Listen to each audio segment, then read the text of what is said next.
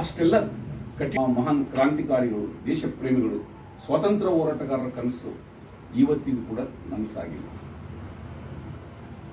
ಯಾವ ಖುದಿರಾಮ್ ಬೋಸ್ 19 ವರ್ಷದಲ್ಲಿ ಗಲ್ಲು ಶಿಕ್ಷೆ ಆಯ್ತು ಅವರಿಗೆ.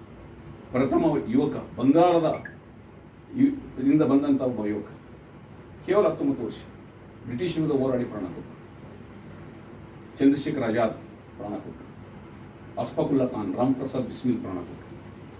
ಭಗತ್ ಸಿಂಗ್ 24 ವರ್ಷದಲ್ಲಿ ಬ್ರಿಟಿಷ್ ವಿರುದ್ಧ ಹೋರಾಡಿ ಪ್ರಾಣ ಕೊಟ್ಟರು. ಸುಖದೇವ್, ರಾಜ್ಗುರು 3 ಜನ ಏಕಕಾಲದಲ್ಲಿ. ತದನಂತರ ನೇತಾಜಿ ಸುಭಾಷ್ ಚಂದ್ರ ಬೋಸ್ ಅವರು ಕಾಂಗ್ರೆಸ್ನಲ್ಲಿದ್ದರು, 2 ಸರ್ತಿ ಕಾಂಗ್ರೆಸ್ನಲ್ಲಿ ಅಧ್ಯಕ್ಷರಾದರು.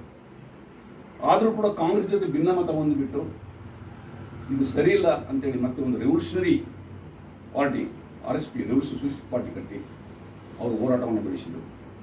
ಇಂಡಿಯನ್ ನ್ಯಾಷನಲ್ ಆರ್ಮಿ ಅಂತ ಸೈನ್ಯ ಕಟ್ಕೊಂಡು ಹೋರಾಟವನ್ನು ಮಾಡಿದರು.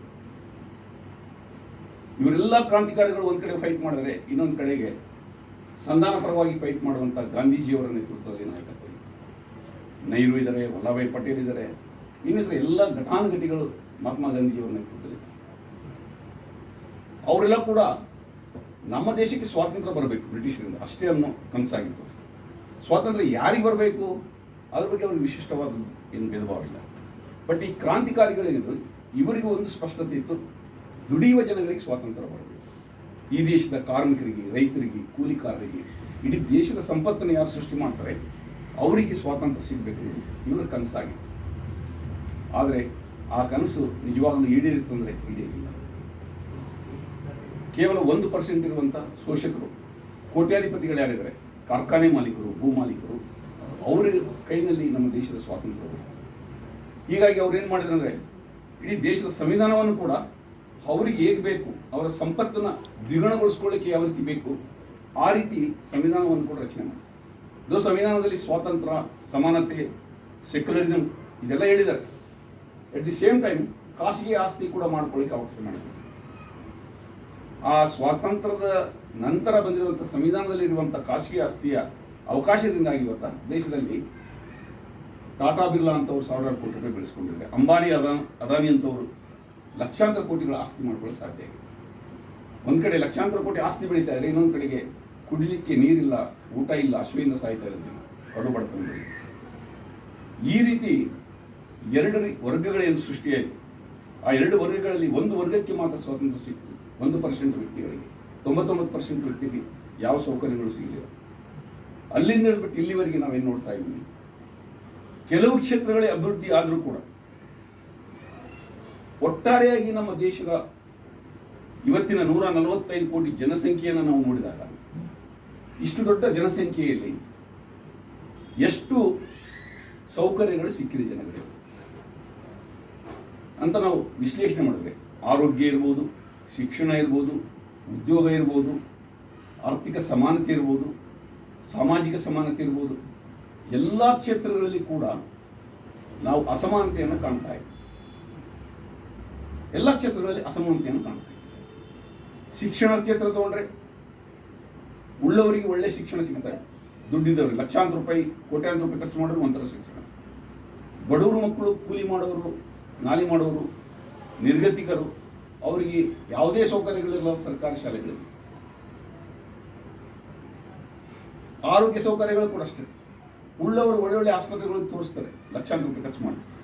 ಬಡವರು ಎಲ್ಲೇ ಹೋಗ್ತಾರೆ ಇವತ್ತು ಸರ್ಕಾರಿ ಆಸ್ಪತ್ರೆಗಳಿಗೆ, ಯಾವುದೇ ಕನಿಷ್ಠ ಸೌಕರ್ಯಗಳಿಲ್ಲ. ಅಂಥ ಸರ್ಕಾರಿ ಆಸ್ಪತ್ರೆಗಳನ್ನು ಕೂಡ ಇವತ್ತು ಖಾಸಗೀಕರಣ ಮಾಡ್ತಾ ಇದ್ದಾರೆ.